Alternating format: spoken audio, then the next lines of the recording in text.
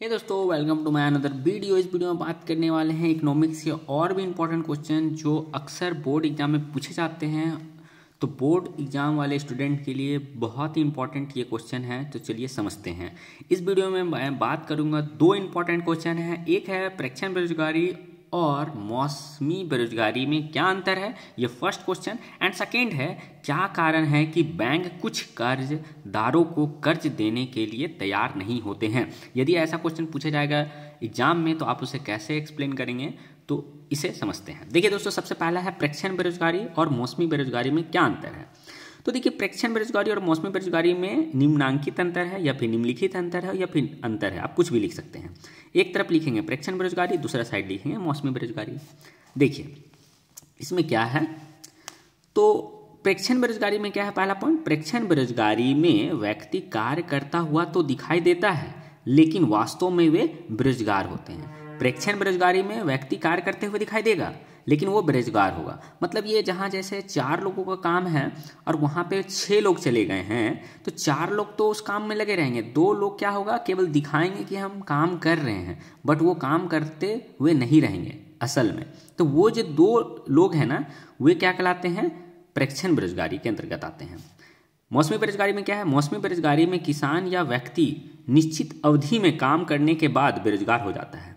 मौसमी बेरोजगारी में क्या होता है, किसान या व्यक्ति निश्चित अवधि में काम करने के बाद क्या हो जाते हैं, बेरोजगार हो जाते हैं, उसे बोलते हैं मौसमी बेरोजगारी। अब जैसे एग्जाम्पल के तौर पे समझते हैं कि मान लेते हैं कि चूना करने वाला, जो वॉल पे चूना करते हैं, पेंट करते हैं, वो क्या होता है, उनका मांग जो होता है दिवाली के समय में बहुत होता है।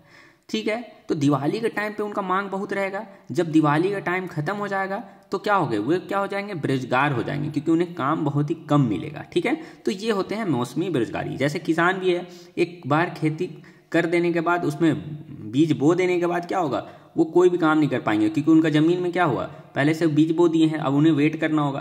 तो वे क्या कहलाते हैं, मौसमी बेरोजगारी के अंतर्गत जाते हैं।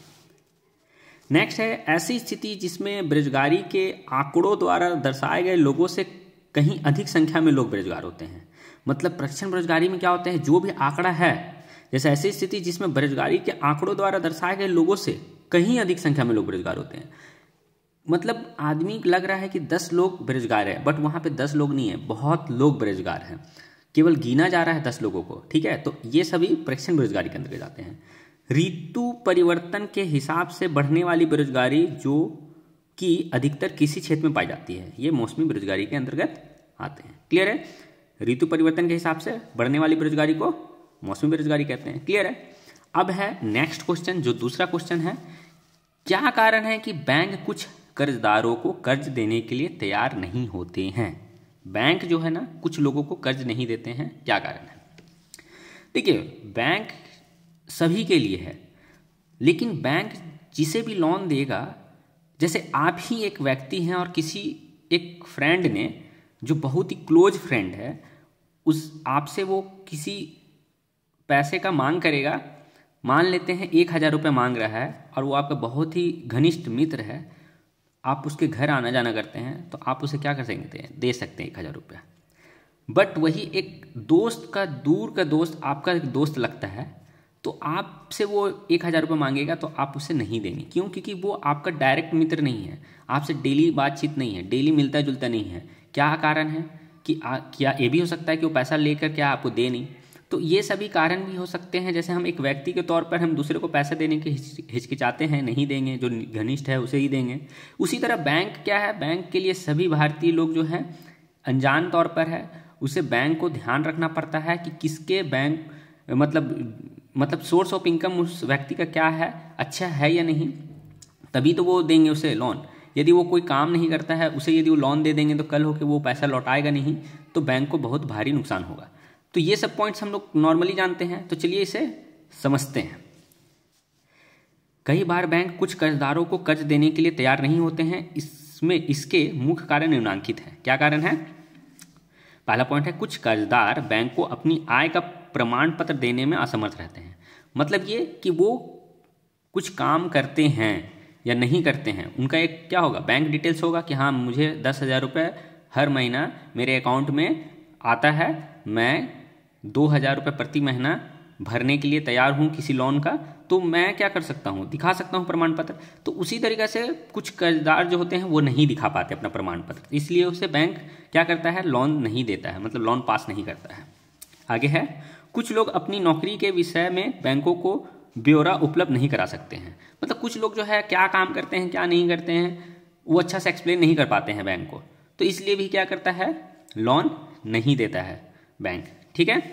अगला है, कुछ लोग कर्ज के बदले में भूमि, पशु, संपत्ति आदि के रूप में ऋणधार उपलब्ध नहीं करा सकते हैं। अब जैसे देखिए, डिपॉजिट के तौर पे बाहर मतलब सरकार, जैसे कि गवर्नमेंट मतलब बैंक क्या होता है, किसी भी लोन उपलब्ध करा रहा है किसी को भी, तो उसका क्या है, वो अपना मकान में रहता है या नहीं, उसके पास क्या संपत्ति है, ये सभी यदि ज़्यादा पैसे का यदि वो डिमांड करता है लोन के लिए, तो उसके ज़मीन को क्या किया जाता है, उसका पेपर को अपने पास रख लेता है सरकार मतलब बैंक, ताकि वो कभी कर्ज ना चुका पाए तो उसको जो उसका कीमती सामान है उसको अपने कब्जे में ले सके और उस कर्ज का मतलब उस लोन का भुगतान हो सके। तो इसलिए तो ये भी कुछ कर्जदार जो होते हैं ये सभी नहीं दे पाता है, भूमि नहीं होती, उसके पास संपत्ति नहीं होता, पशु नहीं होता, कुछ भी नहीं होता है, तो वो गारंटी के तौर पे कुछ नहीं दे पाता है, इसलिए भी उसे बैंक क्या होता है, पैसा नहीं देता है। क्लियर है।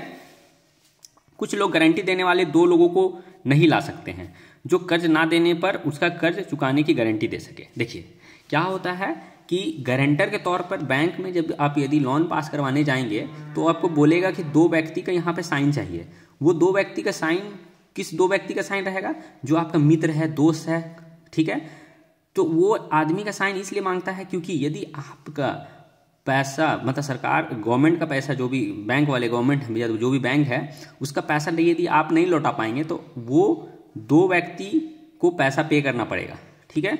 इसलिए कभी कभी गारंटर के तौर पे आपके मित्र साइन नहीं करते हैं लोन की जगह पे, क्योंकि जब बहुत घनिष्ठ मित्रता होती है और वो आपको बहुत अच्छे से पहचानते हैं कि ये बहुत ही ईमानदार है, ये सही समय पे पैसा पे कर देगा, तो इसलिए उसके दोस्त क्या होते हैं, मदद करते हैं, साइन करते हैं गारंटर के तौर पे। लेकिन कुछ कर्जदार जो होते हैं ये दो व्यक्ति को नहीं ला पाते हैं क्योंकि उनका बैकग्राउंड सही नहीं होता है, वो दो सही बेईमान होते हैं, इस तरीके के लोग होते हैं, तो उन्हें बैंक पैसा देने से इनकार करता है, तो इसलिए भी लोन बैंक नहीं देते हैं कुछ व्यक्ति को। ठीक है। तो होप आपको समझ आया होगा कि ये डिटेल्स अच्छे तरीके से, तो मुझे आशा है कि आपको ये वीडियो समझ आया है, तो आप जरूर इसे लाइक करेंगे। मिलते हैं इसी तरह के इन्फॉर्मेटिव एजुकेशनल वीडियो के साथ। Thanks for watching.